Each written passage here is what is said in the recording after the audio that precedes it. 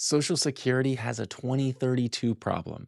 That's the year the trust fund that pays retirement and survivor benefits is projected to be depleted. But does that mean retirees will stop getting their checks or that it'll be gone before you start claiming? I'm Josiah Martin, CFP professional, and today we're separating fact from panic. We'll cover what running out really means, what options Washington has to fix it, and how this impacts your decision on when to claim. First, let's clear up a major misconception. When people hear that the Social Security Trust Fund is running out of money, they often picture one giant bank account, and once that balance hits zero, the checks stop. But that's not how Social Security is actually funded. It operates primarily as a pay as you go system. So today's workers fund today's beneficiaries. And with each paycheck, you pay 6.2% of your wages into Social Security, and your employer contributes another 6.2%. Now, most of that money doesn't sit in an account waiting for you to retire. It goes right back out to the people currently receiving benefits. So the better way to picture Social Security is a system with money coming in every payday, but currently paying out more than it collects. That's where the trust fund comes in. For decades, the massive baby boomer generation was in their peak earning years. They paid way more into the system than the smaller generation of retirees was taking out. And so that excess cash went into the Social Security Trust Fund. But now that's all changed. Baby boomers have retired in massive numbers. People are living longer, and birth rates have dropped quite significantly. Right now, there are fewer workers paying into the system for every retiree that's withdrawing money out. In 1955, we had almost 9 workers paying in for every retiree, and we're down to only 3 and falling now. So, because incoming tax dollars weren't enough to cover all the benefit checks, the government started dipping into that extra trust fund savings account to cover the difference. So, when headlines say the trust fund will be depleted around 2032, it simply means that extra savings bucket has hit zero. Now, this is important. After the trust fund is depleted, payroll taxes could still cover an estimated 75 to 80% of scheduled benefits. So, in a worst case, do nothing scenario, checks could fall by about 20 to 25%, not disappear entirely. And why is all this a big deal? Because Social Security today is a tremendously popular policy. Polling done by the Bipartisan Policy Center in 2025 showed 93% of Americans consider Social Security to be a valuable federal program. It's the highest rating of the programs tested. And that's because more than 68 million Americans receive Social Security, and millions of seniors depend on it for most of their income. So it's literally keeping millions of Americans out of poverty each year. And because so many millions of voters rely on this income to pay rent, buy medicine, or put food on the table, letting Social Security fail is simply not an option for any politician who wants to stay in office. They call it a third rail topic. If you touch it, your career may die. I expect politicians will try to move heaven and earth to prevent a big cut. So, how does it get fixed? Mathematically, the choices are straightforward. Politically, they're very tough. Your two levers are increasing the revenue coming in or decreasing the benefits paid out, or some combination of the two. Let's look at some of the main options lawmakers are debating right now, starting with the revenue side first. Option one, you can increase the payroll tax rate. Currently, the payroll tax is 12.4% total, as we mentioned earlier.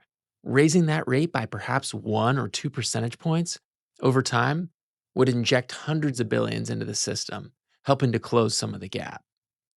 Option two is to remove the taxable wage cap. Right now, you only pay Social Security payroll tax on your income up to a certain limit called the taxable maximum. In 2026, that's 184,500. So if someone makes $2 million dollars a year, they pay the exact same amount of Social Security tax as someone making that 184,000 cap. Earnings above the cap aren't taxed right now because Social Security benefits are also capped.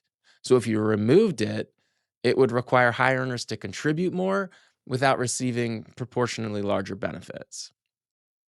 They might even take what's called a donut hole approach, where the tax still stops at the current level, but then resumes at a much higher level again, like, say, $400,000.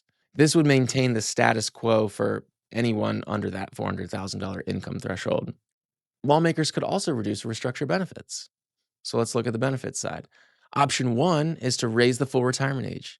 When Social Security started back in the 1930s, the retirement age was 65, and people typically had much shorter retirements.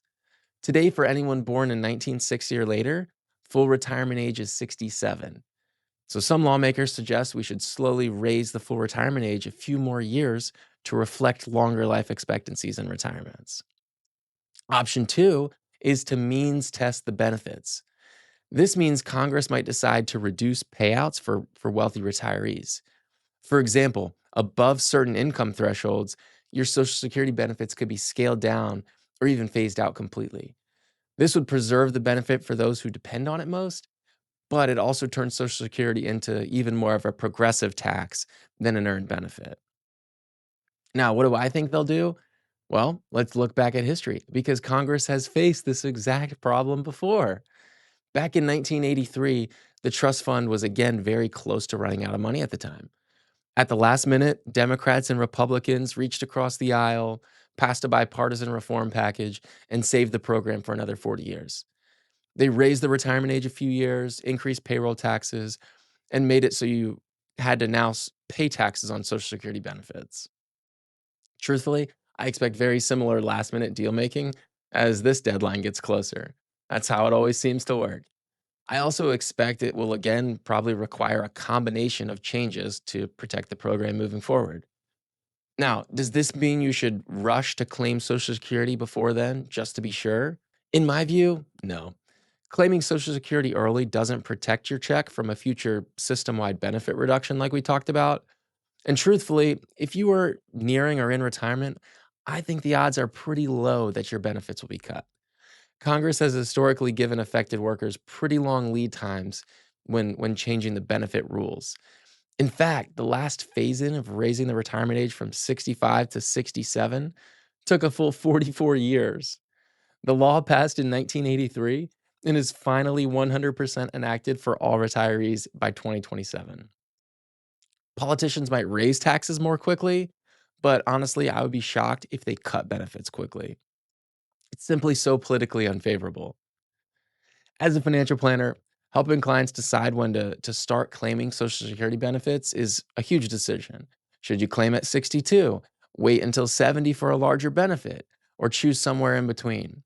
Well, the right answer depends on a range of factors, including your health, finances, life expectancy, and marital situation, which means it can vary a lot from person to person.